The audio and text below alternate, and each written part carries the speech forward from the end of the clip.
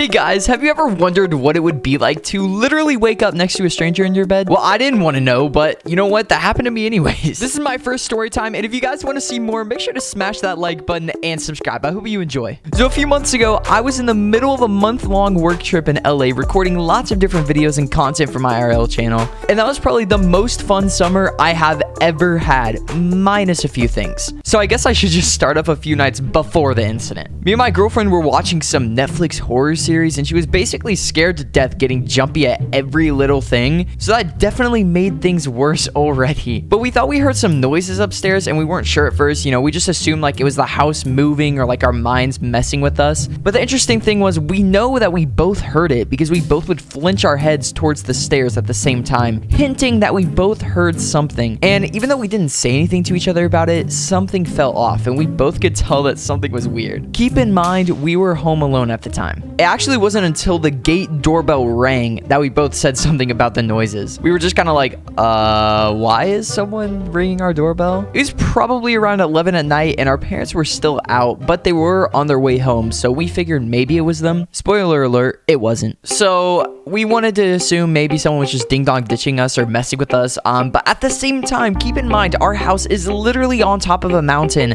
at the end of a street where nobody would go. Anyway, so a few minutes later, we heard almost a crashing noise upstairs, and that's when we were like, okay, nah, something is happening. So we even texted our parents saying that something was like, we heard noises and like something was weird, like we weren't comfortable, like something felt weird. So, you know, we locked the door and everything, and our parents didn't respond to our text at the time. They did actually get home only about 20 minutes later. So we pretty much just waited things out because we were not about to go upstairs if someone was in our house, because I mean, we had no idea. The person could have had a weapon or been hostile, and it just was not worth risking our lives to find out. Anyway, so our parents got home and we went upstairs and we told them what happened, but before we could even say anything, they told us that there were about 4 to 5 cop cars outside our neighbor's house. So me and Claire and our parents went and we told the cops about the noises and our concerns that we had, and the cops were super nice and helpful. We asked what was happening as well with all the cop cars being there, and our neighbor actually told us that someone tried breaking into his house. Apparently him and his family were downstairs watching a movie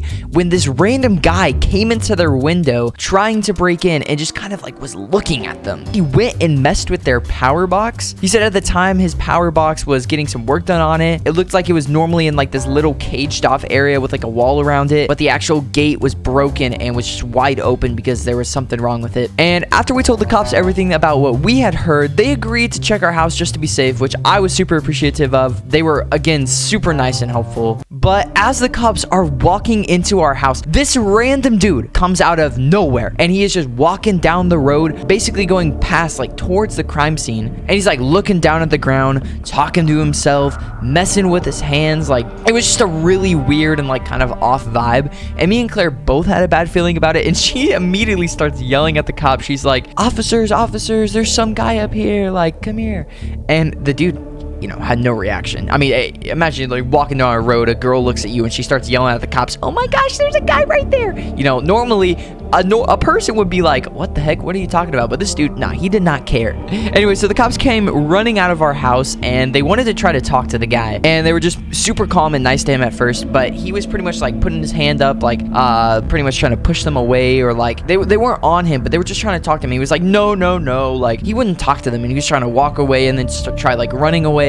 And so obviously that was very bad idea, and the cops pretty much tried getting him to stop and talk to them, but he wouldn't, and he kept resisting and trying to like push them away and trying to use violence against them. They had to detain him, which we didn't get to see all of that because Claire's mom was like, hey guys, maybe we should go down the road, because, you know, we didn't know if this guy had a gun.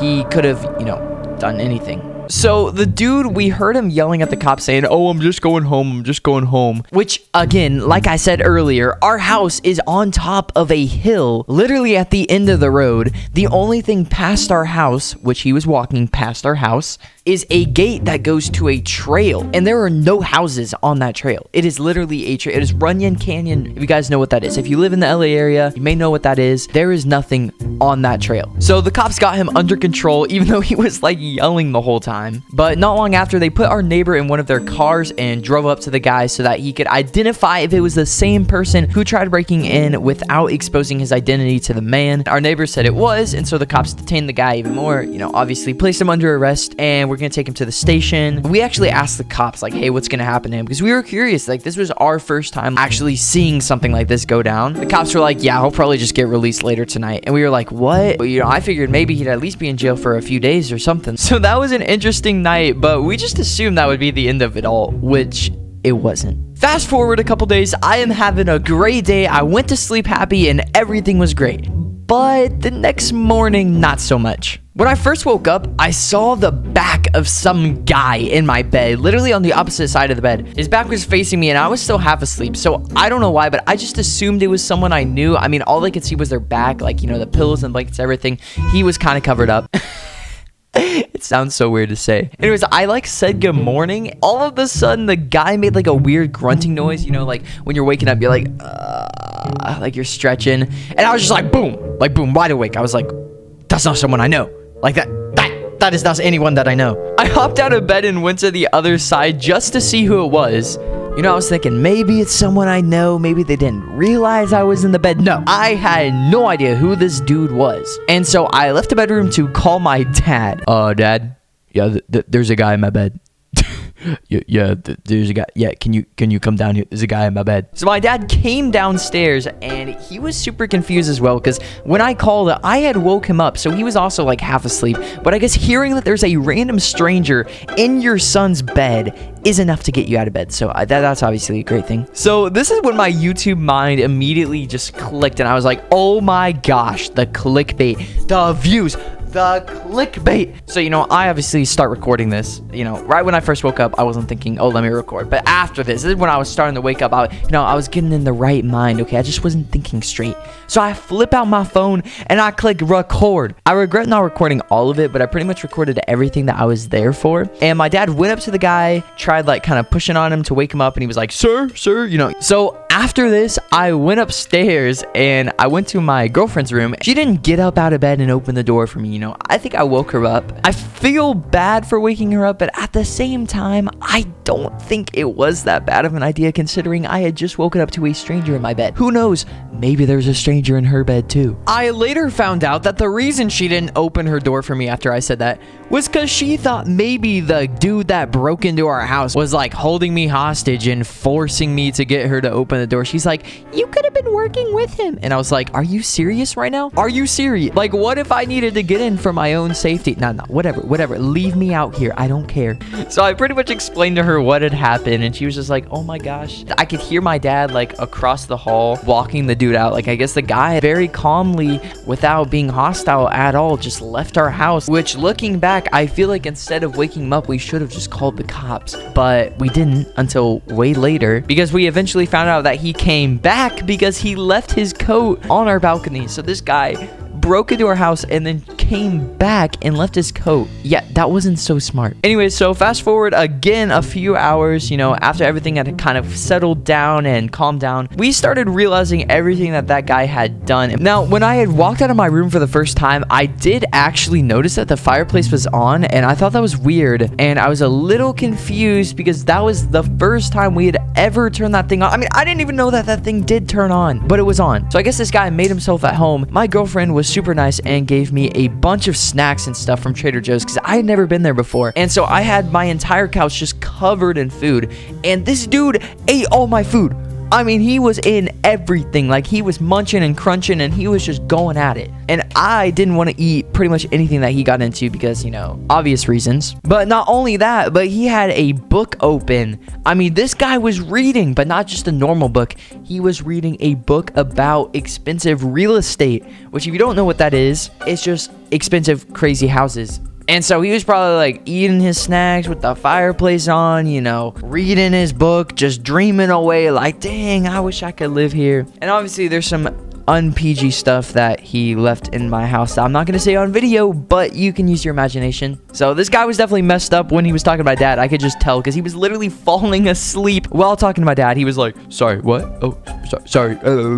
I mean, he was just out of it. Anyways, one of the most interesting things that we found that he actually left behind was a slip from the LAPD saying he was arrested. Now, I do have photos of all this stuff that I could show for just even more proof, because I know some people are still, even after all of this, gonna say that, oh, it was fake, like, oh, we faked it for views or whatever. We actually didn't, which is like the crazy thing for me. But I'm not gonna show the slip on video because it has his like personal info. The weirdest thing on it was it had all the items he had on him when he was arrested, and it said he had 15 keys. So I can only help but assume he might have had a key to the house, or he got in, just kind of snuck in when the guy that was working on the house came. While all this was happening in the same room, there was a worker putting up drywall on the house, because this house was literally like broken, like it was under construction when we rented it, which we didn't know at the time when we had rented it. So that was obviously something that we were annoyed about. I would have locked my door, but the lock did not work. So I'm just assuming that he was homeless, considering he was literally breaking into our house to sleep for a night. He also tried lying about being the landscaper or something, which at first was kind of believable, but later my dad called the house owner that we were renting from, and he confirmed that there was no landscapers that were supposed to be there that day. And also the worker dude that was putting up drywall confirmed that he was not with them. So we can only help but assume he may have used a key to get into the house, or he snuck in with the other dude. Anyways, I have a lot more really fun and interesting stories, but I'm gonna save that for another time. So like I said earlier, make sure to leave a like and subscribe if you guys enjoyed and want to see more storytime videos, and I'll see you guys in the next one. Peace out.